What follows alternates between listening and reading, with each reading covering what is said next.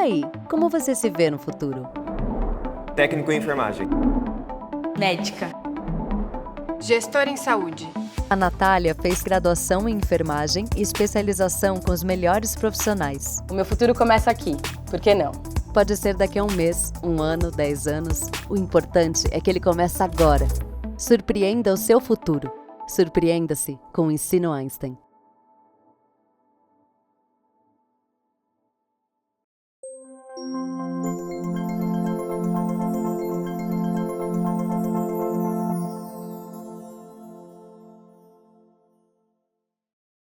Olá, sejam bem-vindos a mais esse encontro proporcionado pela revista Exame. Estão aqui comigo o Carlos Marinelli, a Luísa, a doutora Jane e o doutor José Marcelo. E eu queria agora que vocês se apresentassem para que a gente começasse a conversar sobre o futuro das organizações de saúde.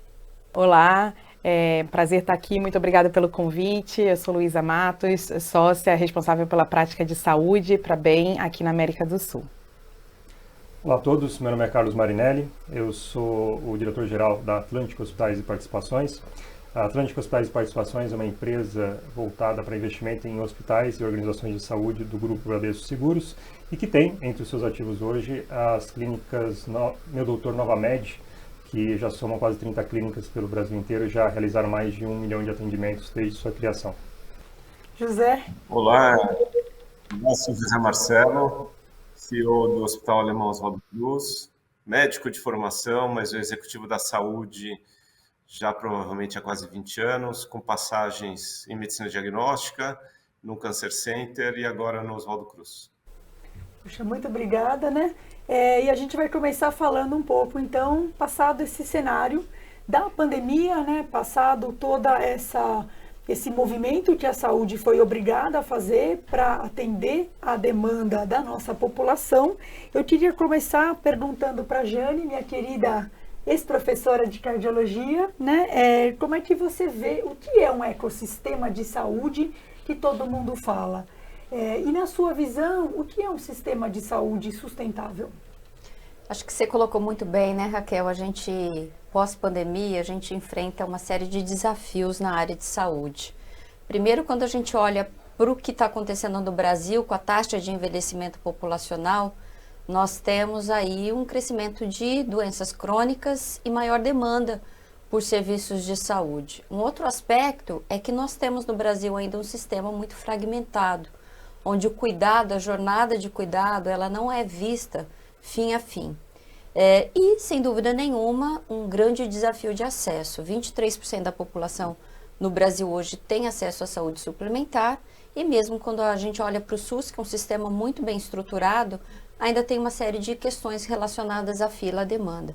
Então, olhando para a visão de ecossistema, no nosso entendimento, o ecossistema é um modelo de saúde, onde você tem a oportunidade de colocar o paciente no centro e fazer uma integração maior de serviços para atender essa questão de fragmentação do cuidado. Então, nós falamos muito sobre jornada de cuidado integrado, sobre um olhar mais para a medicina preventiva, para aquilo que precisa ser feito para manter a qualidade de vida das pessoas.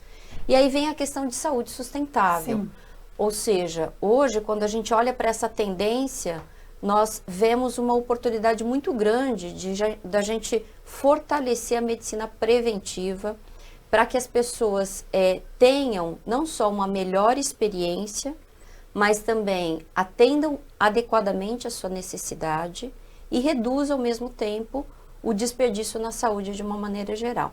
Então, o olhar da saúde sustentável, ele tem muito a ver com melhorar a qualidade da saúde, mas ao mesmo tempo contribuir para que você use adequadamente os recursos em saúde, que é fundamental para você manter o sistema funcionando.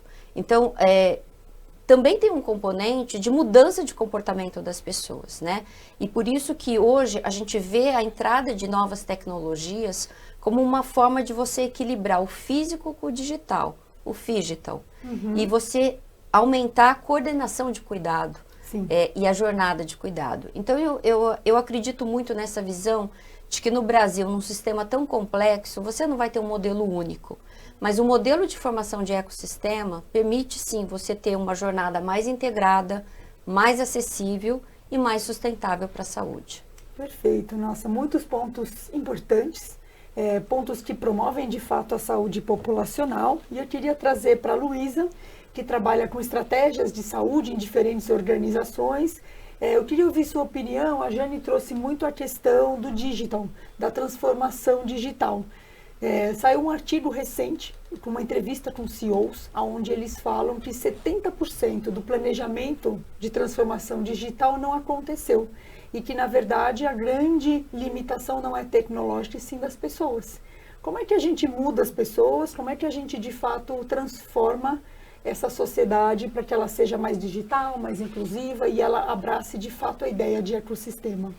É um excelente ponto, e acho que a Giane colocou muito da gente colocar o paciente no centro, né, para coordenar essa jornada. E muitas vezes o que a gente esquece é que o usuário do sistema de saúde não é só o paciente. Né? Você tem um profissional de saúde, você tem uma série de técnicos e você tem uma série de pessoas que estão no background, né, atrás do palco, fazendo aquilo tudo acontecer. E quando a gente olha, de fato, para empresas que fizeram essa transformação digital de uma maneira bem sucedida, acho que algumas coisas a gente percebe. Primeiro, muito difícil você fazer isso num modelo Big Bang, né? Você tem que realmente tentar fazer isso olhando jornadas específicas que o paciente passa, que o seu profissional passa, e falar, o que eu preciso fazer para aquilo ser otimizado? Né, uma fatia completa. Muitas vezes os sistemas de saúde têm legados complexos demais, você tem tecnologias, né, que é muito complexo você transformar e tocar o negócio ao mesmo tempo. Então, eu acho que tem uma série de novos métodos, né? A gente tem ouvido falar muito a aplicação da agilidade dentro da saúde, de como você faz algo centrado no paciente, escolhe determinadas jornadas e vai fazendo um modelo que seja o mais próximo possível do test and learn, aonde isso for possível. Obviamente, isso é muito mais fácil para quando a gente está falando, né, de algumas jornadas que não apresentam risco. Né? Agilidade não é algo que é implementado em todo e qualquer lugar. A mentalidade ágil de colaboração, de colocar o cliente no centro, de você realmente buscar um aprendizado contínuo sempre. Agora, não é em todo lugar que você vai aplicar sprints, que você vai aplicar test and learn, principalmente na saúde, né? Então, é super importante que esse profissional de saúde, né, ele foi forçado, e a pandemia só acelerou isso, a aprender uma série de novas tecnologias, métodos, né? E eu acho muito interessante, porque o futuro do trabalho está levando muito para isso, né? De como que você incorpora novos aprendizados e também se complementa. Eu acho que a gente está saindo de um modelo, né, de ser muito diretivo, onde a liderança tem todas as respostas e você está ouvindo para muito mais de modelos de colaboração, de experimentação em grupo, e isso tem sido uma peça comum que a gente vê nas organizações que foram tendo avanços em transformação digital, né? Então, acho que é um processo muito mais contínuo do que muita gente gostaria que fosse. Ditana, quando o Carlos se apresentou, você comentou sobre a atenção primária. E a fala da Jane traz muito a fragmentação, né? A Luísa trouxe a coordenação do cuidado. Como você vê a atenção primária, né? As nossas organizações apostaram nisso. Ela, de fato, é a entrada do sistema para toda e qualquer condição? Eu não tenho dúvida de que é a entrada do sistema, mesmo porque a gente pode imaginar que a saúde, da maneira que a gente concebe ela, é alguma coisa que ela já está instalada na gente. A gente vem com, digamos assim, a gente nasce de fábrica com a saúde. Lógico, fora algumas exceções, mas a gente nasce de fábrica, vamos dizer assim, com a saúde. E essa questão da gente tratar a saúde, definitivamente, conectado com o que a Giane falou, é uma solução muito mais sustentável do que a gente tratar a doença. As condições que os indivíduos eles apresentam, elas não ficam, não se desenvolvem de uma hora para outra, elas vão se instalando à medida que a pessoa vai ou envelhecendo ou tendo algum hábito de vida, e quando a gente olha para a saúde, a gente tem que ter um olhar que, uma vez que a gente já tem ela, né, instalada conosco, se a gente cuidar dela, é uma solução mais interessante, mais sustentável e, de uma maneira econômica aqui, muito mais barata. Todos nós aqui, nós lidamos com essa questão da sustentabilidade, hoje em dia, de uma maneira em que a gente aprende, e mesmo os nossos filhos aprendem isso, de que é muito mais amigável com o planeta você manter aquilo que você tem, você cuidar daquilo que você tem, do que você querer corrigir alguma coisa no futuro. Isso vale para qualquer ativo que a gente tem, para um carro, ontem mesmo eu estava no aeroporto e estava pensando nisso, né? Eu estava entrando no avião e tinha um mecânico ali checando, né, o avião todo. Eu pensei o seguinte, é melhor a gente viajar numa companhia aérea que a gente está vendo alguém cuidando daquele avião o tempo inteiro, ou alguém que só cuida do avião na hora que apresenta um problema. E fazendo uma analogia, e eu não sou médico, a doutora me desculpe, mas fazendo uma analogia dessa maneira, é muito melhor a gente tratar da nossa saúde enquanto você não apresenta condições crônicas, enquanto você não apresenta condições agudas, do que na hora que isso já está instalado. Então, a questão da atenção primária, ela está conectada muito com um médico de família. E as pessoas tendem a achar que o médico de família, por ele cuidar de questões primárias, ele às vezes não é um especialista, ele não tem tanta formação quanto outros médicos, e na verdade é exatamente o contrário. O médico de família, ele é um especialista tanto quanto todos os outros especialistas. Com certeza. Agora, ele vai ter um olhar para o indivíduo e para o ambiente em que esse indivíduo está inserido, que ele pode capturar muitas coisas muito antes delas se manifestarem. E esse é um fator preponderante para a gente viver com mais qualidade de vida, para a gente viver sem a doença e para a gente ter uma capacidade de ter essa saúde mais sustentável e mais economicamente sustentável para o futuro. Então, a questão da atenção primária, ela não só pode reduzir os custos totais da saúde, como ela pode promover uma saúde que ela está conectada com o indivíduo e a sua família.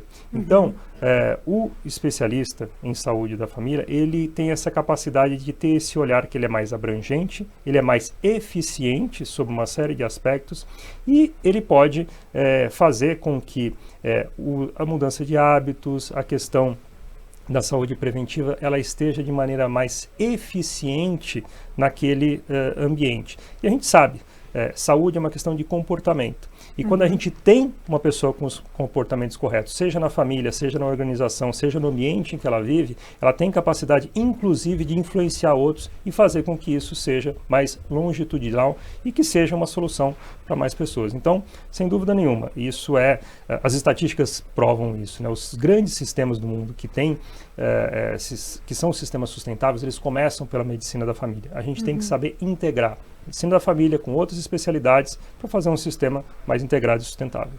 Obrigada, Carlos. Agora eu vou passar a pergunta mais fácil para o José Marcelo. José, você aí à frente de um hospital, né? Um hospital de ponta, hospital alemão. Eu sei que vocês têm também olhado para essa direção, mas a pergunta aqui é como que eu garanto o acesso? Como eu amplio de fato o acesso numa população marcada pela desigualdade? Como eu de fato falo a língua da comunidade, como o César bem trouxe, eu tenho atenção primária ligada aos valores daquela região, numa região que não tem o que comer, não tem o que beber, que tem uma questão socioambiental ali como primordial. Como você vê a questão da equidade dentro de tudo que a gente está colocando? Raquel, eu acho que complementa a visão aí das falas que me antecederam. A equidade é um dos valores mais sensíveis nessa questão, porque ela não significa dar tudo para todo mundo, né? Tem que ter uma adaptação, e isso é muito baseado no perfil daquela população que a gente está olhando como atenção primária, tá? Então, Eu posso te dar alguns exemplos, né? Tem um exemplo aqui da nossa própria população. Então, no sistema de saúde tem um grande grupo de mulheres, né, em torno de 60%, 70% são mulheres, e um tema comum é gestação. Então, a gente, na nossa experiência, né, como hospital alemão, cuidando da nossa população, a gente tem 92% dessas mulheres em acompanhamento quando elas passam pelos 9 meses de gestação. E o que a gente vê isso? Uma redução de complicações materno-fetais, que é bom, como especialmente o Carlos citou, né, na fala dele, porque você melhora o cuidado, você coordena o cuidado e a qualidade de vida, os momentos, no exemplo da gestação, eles vão ter um desfecho muito mais adequado. Então, você reduzir a uma intervenção de baixo custo, que é um acompanhamento clínico durante 9 meses, uma taxa de 8% para 2%, que seria o inerente à condição clínica, ela é muito importante. Aí, olhando por um outro lado, também da nossa experiência com a saúde pública, né? Porque o Hospital Alemão Oswaldo Cruz, igualmente ao Einstein, que atua a instituição, participa do programa do ProdSUS, e isso nos dá a perspectiva da saúde pública também. Então, por exemplo, né, aí eu acho que entra a tecnologia como complemento. Um estado com um baixo nível de desenvolvimento humano, IDH baixo, a gente tem isso no Brasil. Então, o sistema público está investindo em infraestrutura, então, por exemplo, uma rede conectando as unidades básicas, mas você não tem o médico na ponta. Você tem outro profissional na ponta que precisa de apoio, precisa de ajuda. Então, a tecnologia é uma forma, né, pela telemedicina, por exemplo, ou pela capacitação remota dos profissionais de saúde, inclusive médicos, é uma forma de você reduzir essas diferenças sem ter que trazer a pessoa lá da ponta do local que ela vive, onde ela tem as redes de proteção social dela e tudo mais, e tem seus gaps, e você eleva o nível de saúde dela, né? Então, uma forma de reduzir, de aumentar a equidade, né, de reduzir as diferenças, é por meio desse conceito da atenção primária, apoiada em tecnologia, e aí a gente pode misturar a saúde digital sem dúvida, e as dificuldades que a gente tem com o profissional da ponta, que nem sempre teve a oportunidade de se desenvolver operando essas ferramentas. A boa notícia é que o resultado vem, independente do nível de desenvolvimento que uma região está, seguindo essa metodologia do diagnóstico populacional e da intervenção das condições mais predominantes.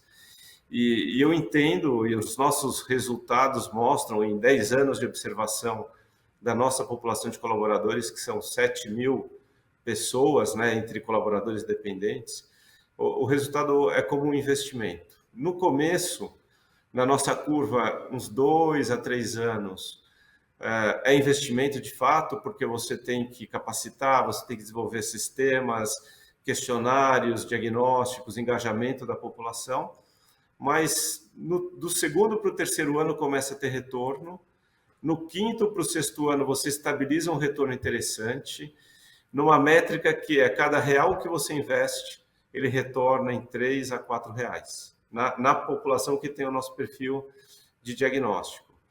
E as intervenções são para condições mais predominantes. Então, em 10 anos, por exemplo, queda do tabagismo de 40%, dislipidemia de 40%, obesidade de 30% de redução, estresse naquela população, queda de 30%. Então, você tem uma população que ela está melhor, né?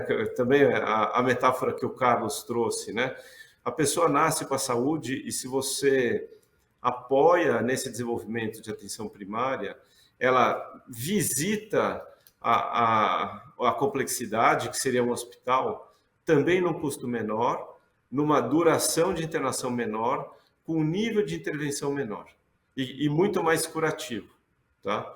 Um outro exemplo que eu posso dar rapidamente, mas que é impactante, Mulheres com câncer de mama, estadio 1 e 2, elas estão curadas em 95% das vezes, por um acompanhamento de 5 anos, a um custo muito baixo, um dia de internação, que é uma quadrantectomia, é só a ressecção de parte da mama. Não tem a mutilação, não tem o custo, não tem os tratamentos quimioterápicos de maior custo e tudo mais. Então, a atenção primária, ela endereça a equidade com muita propriedade. Sobre equidade, eu vi a Jane recentemente, uma iniciativa bastante louvável do Fleury, né? À frente aí de uma iniciativa de atenção primária, junto com uma outra ONG que constrói, né, que se propõe a diminuir as favelas na nossa nação. Você quer adicionar mais alguma coisa de equidade, a questão de eu levar assistência onde as pessoas estão, né? O Jota trouxe bastante sobre ampliação de acesso para funcionários, sobre como isso funciona. Não sei se alguém mais quer trazer, né? Luísa trouxe aí das organizações, das transformações ágeis. Será que todo mundo entende, né, a linguagem sprint, squad? Como que é? E como é que é essa equidade para que, de fato, todos nós cheguemos ali no futuro? Eu acho que é um ponto interessante quando a gente fala do aspecto de trazer a tecnologia para encurtar as distâncias. E uma das grandes discussões que se tem, e aconteceu muito durante o Covid, é se a tecnologia estava chegando de uma maneira a todos, né? Ou como que você faz para realmente não até aumentar o gap quando você começa a falar que para ter acesso a uma atenção primária, se passa a ser necessário você ter um celular 3, 4G, né?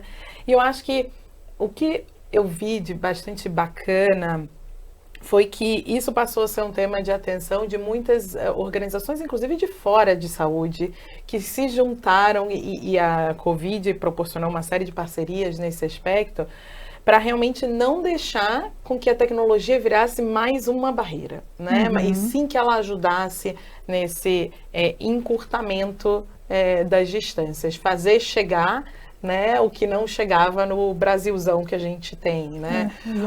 E óbvio, não vai ser algo que vai suprir todas as necessidades, mas ela pode propiciar um contato muito mais próximo, mais frequente, né? E, obviamente, sempre ainda humanizando essa tecnologia. Eu acho que é um ponto super importante, né? Que muita gente fala, não, mas então agora a tecnologia vai ser tudo robô e você vai falar... meu emprego. E pelo contrário, eu acho que a tecnologia, até quando a gente pensa no que está, né, quem está do lado prestação de serviço, ela vem para liberar muito tempo, né, de coisas que muitas vezes são braçais, que são transacionais, né, preenchimento de formulários ou alocação de tempo de pessoa, que pode ser melhor investido. É um ponto interessante, quando você fala da tecnologia, né, e da questão da humanização, aí quem quiser comentar, na verdade, a minha pergunta é, quem é o líder do futuro?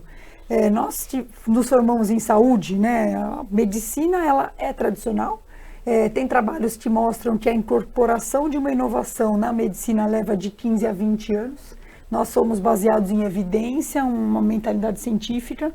Então, eu queria entender aí de vocês quem é o líder do futuro, porque por mais que a gente queira caminhar, acho que o José trouxe a questão de cuidar da população daquela, né, de uma empresa de saúde, quem são as pessoas que vão liderar esse futuro ágil numa organização, né? As organizações de saúde são tradicionais e elas foram feitas para seguir regras. Como é que quem é esse líder? Eu queria colocar aqui alguns aspectos, né? Primeiro que a gente falou sobre tecnologia, a gente tem experiência aí ao longo, logo no início da pandemia, de começar com telemedicina, e até agora nós já fizemos mais de 1.400.000 teleatendimentos, teleconsultas médicas. Claro que tem uma curva de aprendizado pelos aspectos de que, primeiro, é sustentável, ou seja, a gente consegue resolver mais de 90% dos casos com o serviço de telemedicina. Ou seja, as coisas mais simples, você evita que as pessoas tenham que procurar pronto atendimento e você consegue dar um atendimento muito bom, com um alto nível de satisfação. O outro aspecto é a questão de acesso. Hoje, mais de 40% das nossas teleconsultas são feitas para pessoas que estão em regiões onde nós não temos presença física, unidades de atendimento, e que realmente permite esse aumento de acesso. E aí a gente linka com essa visão de futuro. Não só você incorpora tecnologia para dar mais acesso, mas você também reduz, por exemplo, a pegada de carbono, porque essas pessoas não precisam de se deslocar. Você salva tempo, porque isso é muito, cada vez mais olhando para o futuro, o tempo é precioso. E você resolve manter essa qualidade que o Carlos falou muito bem. Como que você mantém as pessoas saudáveis. Então, você estando mais próximos, com certeza isso é fundamental. Se a gente olha hoje o nosso sistema de saúde, é fato que no modelo atual, mais ou menos 20% da população consome 80% dos recursos. Como que a gente vai equilibrar isso?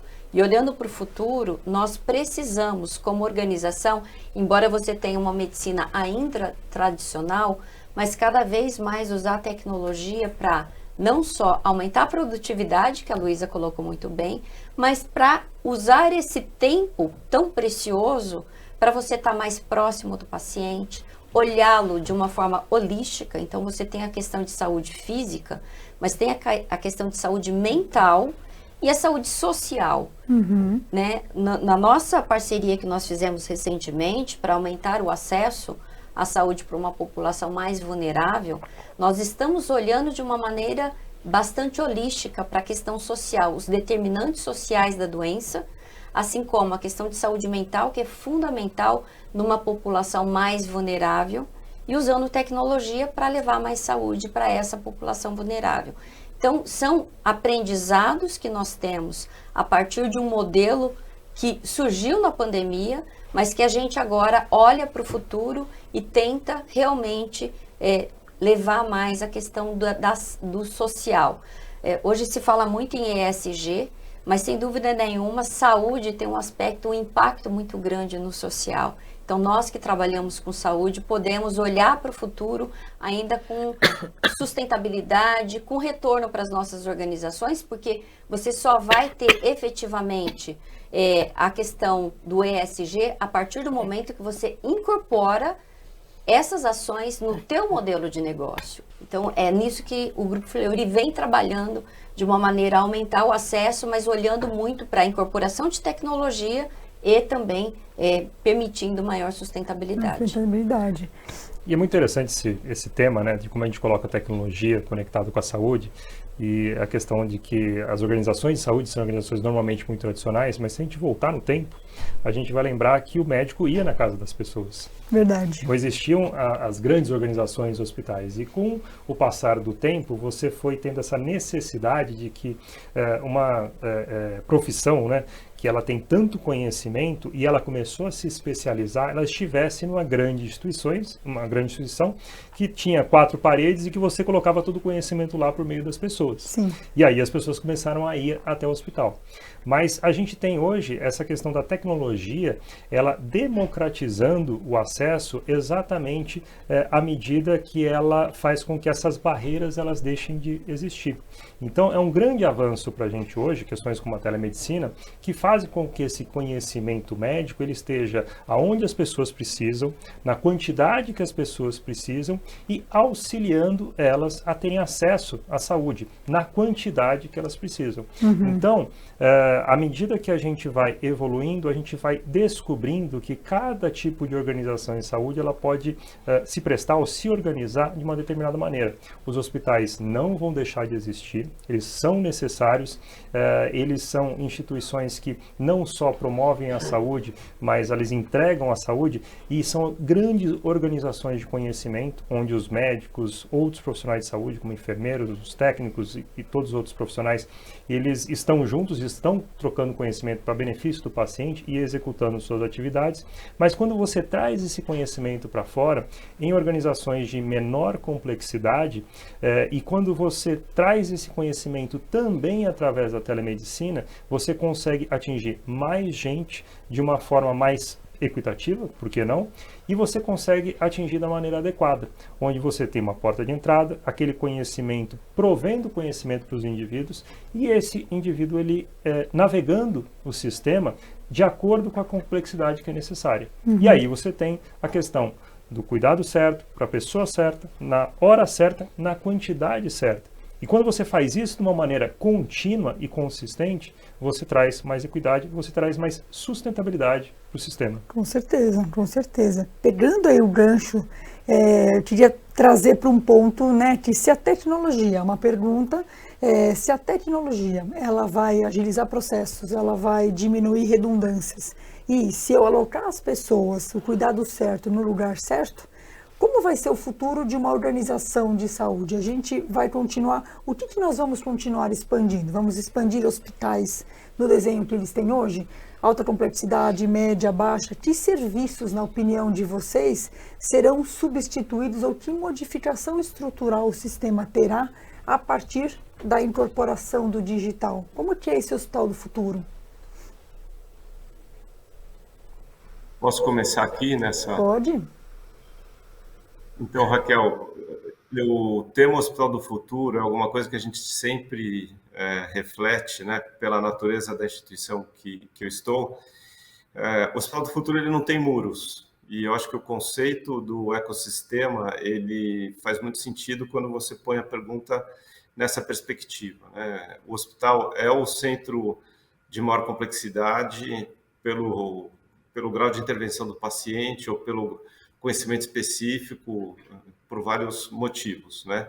Agora, esse paciente, quando ele deixa a alta complexidade, ele tem que continuar sendo cuidado e ele não deveria estar no hospital todo o tempo do cuidado. Então, um hospital é sem muros, esse paciente sai para um nível de cuidado intermediário e é o que ele precisa, ou eventualmente já vai para um cuidado ambulatorial, idealmente a partir da casa dele, né? Então, nesse contexto, a tecnologia é muito importante porque ela mantém o paciente conectado com a instituição de maior complexidade. Aquele momento, as informações que o hospital tem são críticas e cruciais para esse paciente, né? O monitoramento remoto de sinais e sintomas cumpre um papel importante. Eventualmente, esse hospital no futuro, ele antecipa intervenções e avisa o paciente que ele tem que vir para um nível de cuidado secundário ou terciário antes dele desenvolver um sintoma ou um grau maior de comprometimento, né? Telemedicina é um ponto. Outros profissionais que a gente chama equipe multiprofissional, enfermeiro, psicólogo, etc., também opera nesse contexto, né? Nesse futuro da saúde, né, tem um elemento que é o engajamento do paciente. O paciente tem que querer dar a parte dele, que é navegar e se comprometer com a realização do cuidado, em qualquer nível, primário, secundário e terciário. Então, esse Hospital do Futuro tem que engajar o paciente, o médico também, mas especialmente o paciente, no nível de cuidado dele. Por isso, né, um ponto que eu queria trazer, a gente tangenciou, mas eu tenho certeza que todos concordam, a experiência do paciente ao longo da linha de cuidado. Isso não é mármore no chão, o que realmente o paciente precisa em cada etapa. E isso é sinal de entrega de saúde, né? Então, não é luxo que eu falo quando eu trago esse ponto, é como eu vou engajar o paciente na linha de cuidado que ele vai fazer. Um outro elemento importante para isso é, nesse presente e futuro, parte do custo o risco é compartilhado com os atores, né? A operadora tem um papel, o prestador tem um papel. Então, se o paciente não engaja, não faz a parte dele, parte deste não engajamento, não aderência, o prestador vai ter que pagar. Porque o modelo de remuneração dos serviços médicos também muda nesse contexto, né? Que já é presente, é futuro e vai ser cada vez mais futuro pela busca da sustentabilidade na saúde. Falando em remuneração, e indo na questão do financiamento da saúde, trazendo aí para o ESG, uma pergunta, né? Eu estudo muito saúde dentro das organizações, saúde das empresas. Por que, na opinião de vocês, a saúde ainda não está na pauta estratégica, né? As organizações têm comitê de tecnologia, comitê de finanças, comitê de pessoas. Quando a gente vai trazer a saúde, nós somos de organizações diferentes, visões diferentes, e sempre é rico ouvir conhecimento de vocês. Por que as organizações não têm nos seus valores a saúde? Por que ela ainda é um custo que eu olho ali do benefício saúde e a gente cria aí discursos para redução de custo? E como é que vocês veem? Por que isso acontece nas empresas aí, todas que a gente anda, né? Talvez aqui a gente tenha um aspecto da visão que a gente tende a ter nas organizações, uma visão de curto prazo. E a visão de curto prazo, ela sempre vai levar a olhar aquilo como um custo que eu preciso eventualmente diminuir. E não a visão de longo prazo, de você efetivamente promover mais qualidade de vida para as pessoas, que é o grande ativo das organizações. Eu acho que esta visão de que as pessoas precisam ter este equilíbrio para ser mais produtivas, porque nós temos uma questão de longevidade, e o José Marcelo colocou muito bem o que seria o futuro. Eu vejo como um sistema do futuro, onde você realmente está mais na casa das pessoas, promovendo mais cuidados no ambiente onde ela está, exercendo suas atividades, a sua vida familiar e também o seu trabalho. Então é preciso a gente incorporar esse conceito de que a saúde precisa percorrer todos os elementos da vida das pessoas e não estar centrada num hospital ou numa alta complexidade. Então essa conscientização, e tem uma questão de educação. O engajamento, que foi muito bem colocado pelo José Marcelo, ele passa por uma questão de educação e de conscientização das pessoas e das organizações.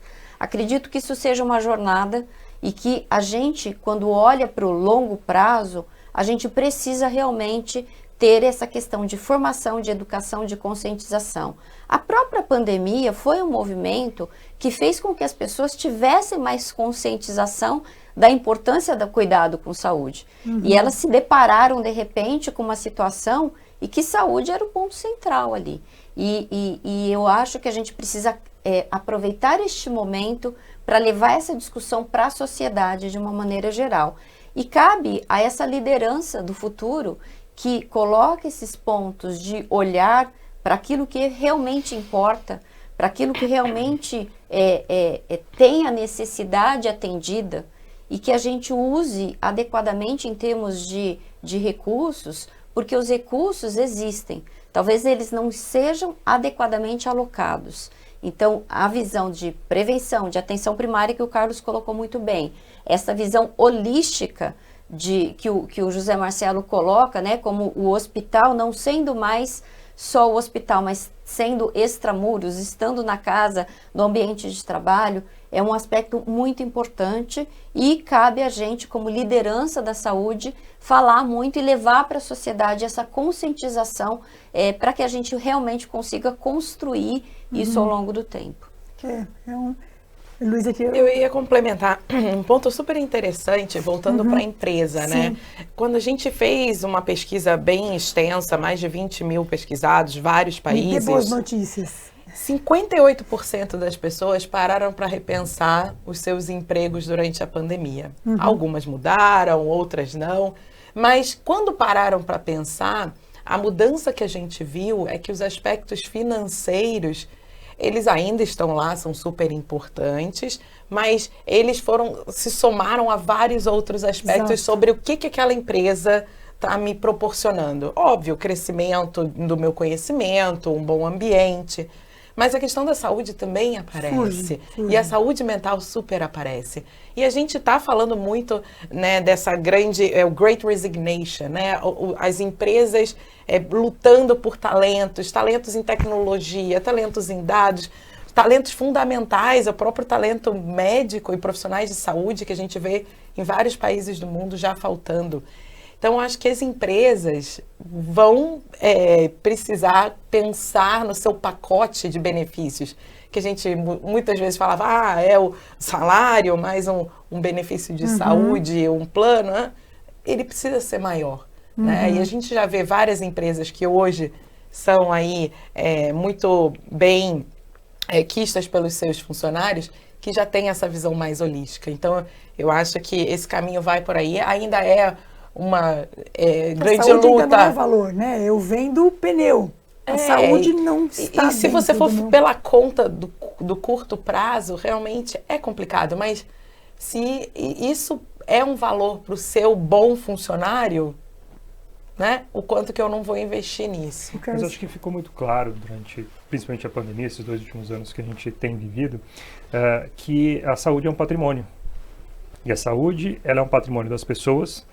As pessoas, elas são necessárias, elas são que movem as organizações, movem as empresas. E na hora que você tem que proteger o seu patrimônio, você vai pensar em dar as condições de saúde adequadas para os seus colaboradores. A gente, quando no começo da pandemia a gente falou de ficar em casa, o que a gente estava fazendo? A gente estava protegendo o nosso patrimônio, que é a saúde. As empresas estavam protegendo aquilo que faz elas serem organizações vivas, que são as pessoas. E elas descobriram que sem essas pessoas em condições ideais de saúde, elas não conseguiriam continuar avançando.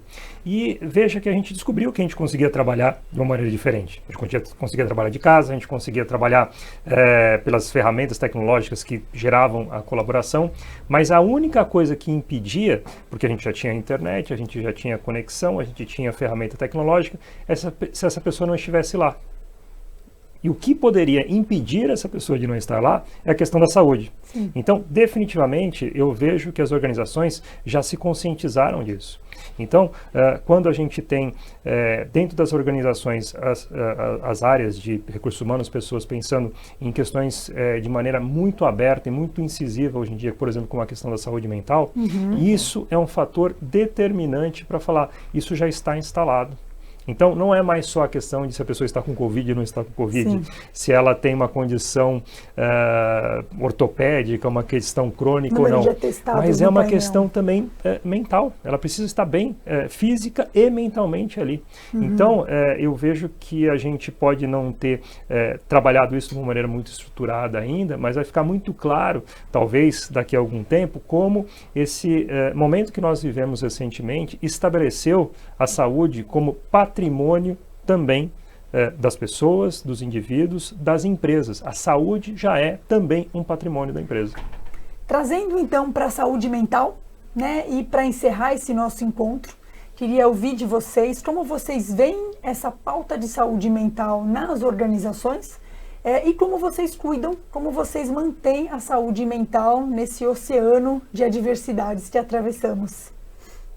Bom, eu queria colocar aqui que saúde mental é algo que já vinha crescendo, o problema de saúde mental antes da pandemia e se exacerbou durante a pandemia. Então, nós temos hoje realmente nas organizações estatísticas com o número de casos de depressão, de ansiedade, de burnout realmente muito altos. E é preciso, primeiro, ter uma conscientização, dar suporte adequado e de qualidade, sem dúvida nenhuma. Suporte é fundamental, falar abertamente nas organizações sobre o problema é muito adequado e oferecer soluções, porque esse equilíbrio que nós precisamos tem um limite ali daquilo que as pessoas conseguem sozinhas suportar, seja com uma visão de qualidade de vida, de exercícios, de equilíbrio familiar, mas tem algo que você vai precisar dar o suporte profissional. Isso é muito importante a gente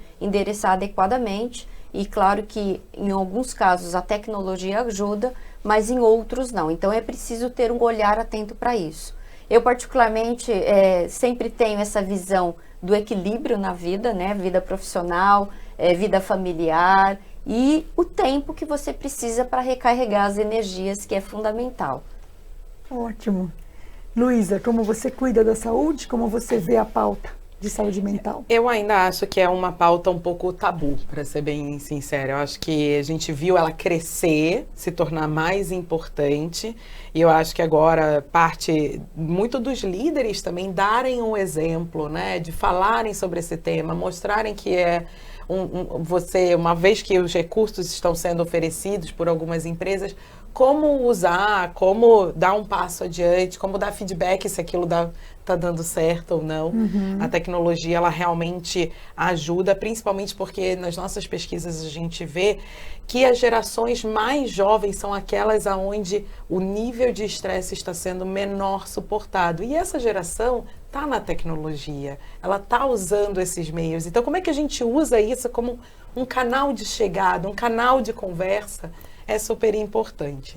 Então, eu acho que é um tema que, pessoalmente, para mim, é muito, muito importante. Eu acho que cada um tem o seu jeito, né? O esporte, para mim, é algo muito importante. Eu tenho uma filhinha muito pequena, preciso e quero estar presente. E eu acho que conversar sobre isso abre o caminho para esse tema, né, ir sendo tratado com cada vez mais naturalidade. E o nosso papel como líder é abrir essa conversa.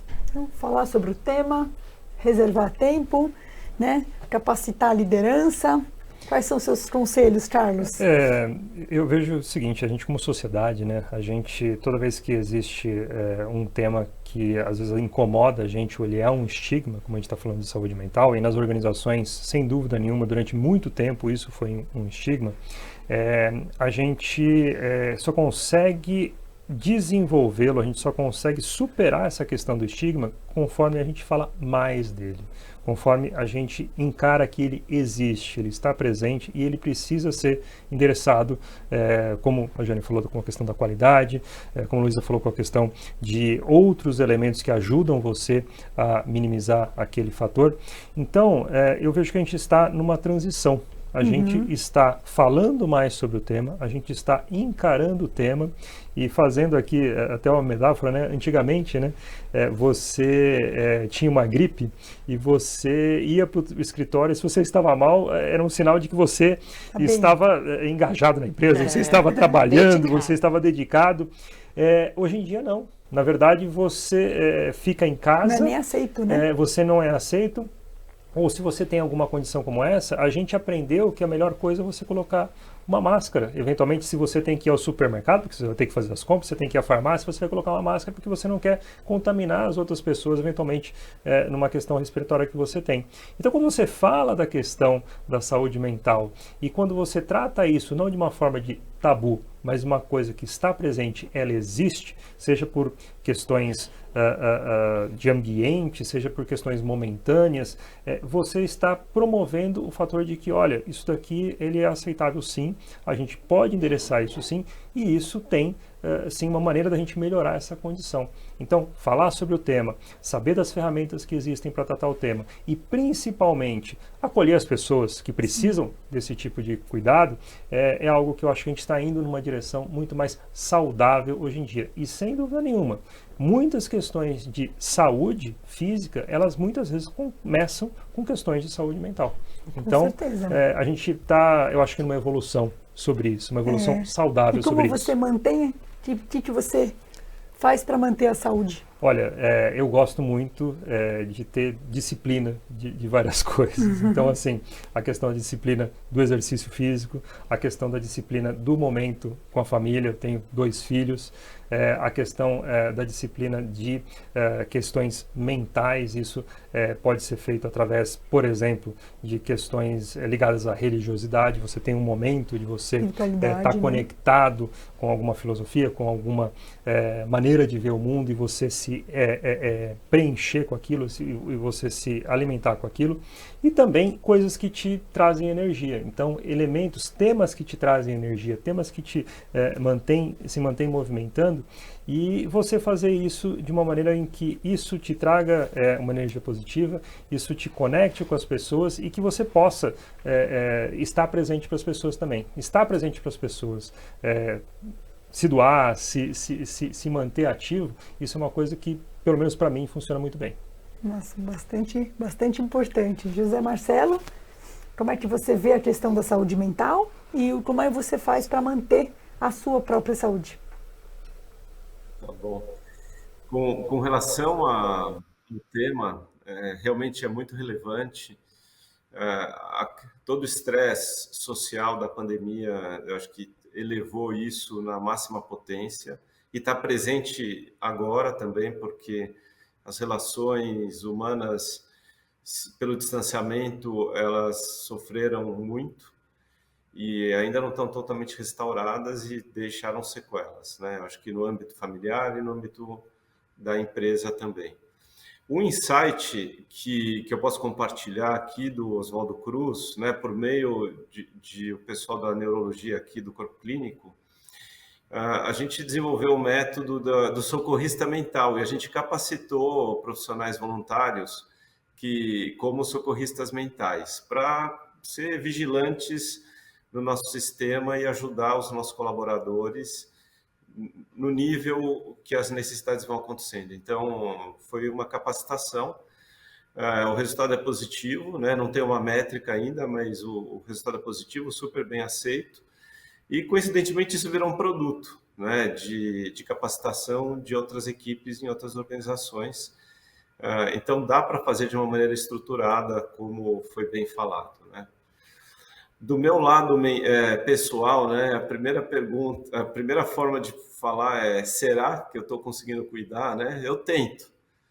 E eu aprendi muito com os pacientes oncológicos que o que vale é o momento. É o momento onde você está presente, está vivendo, então ter essa consciência é importante. O que esses pacientes me ensinaram? Muitos, quando tem o simbolismo do diagnóstico do câncer, eles revisam a vida inteira.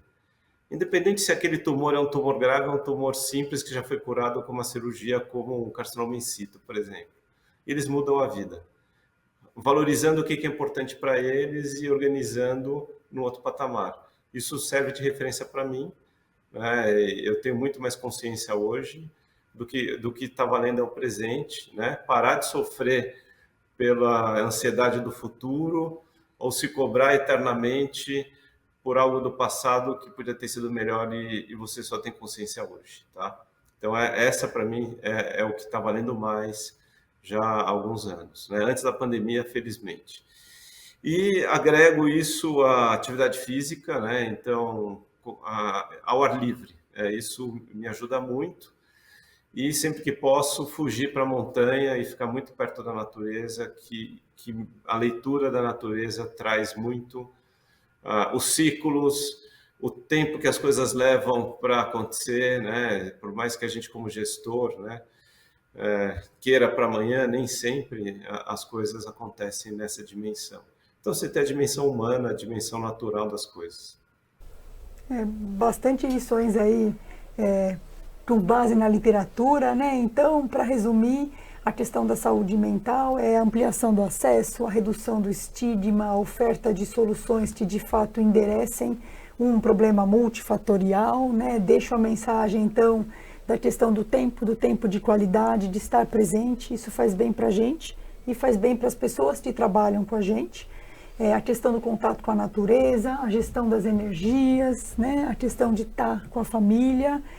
Eu também uso bastante dessas estratégias, gosto de música e eu gosto de estar com as pessoas e de alguma maneira ajudá-las a encontrar um caminho melhor. Queria agradecer de coração, estar com vocês para mim é um prazer enorme, é uma honra estar com vocês e com o José virtualmente. Agora vocês ficam com o painel Como a tecnologia traz mais equidade e amplia o acesso ao sistema de saúde.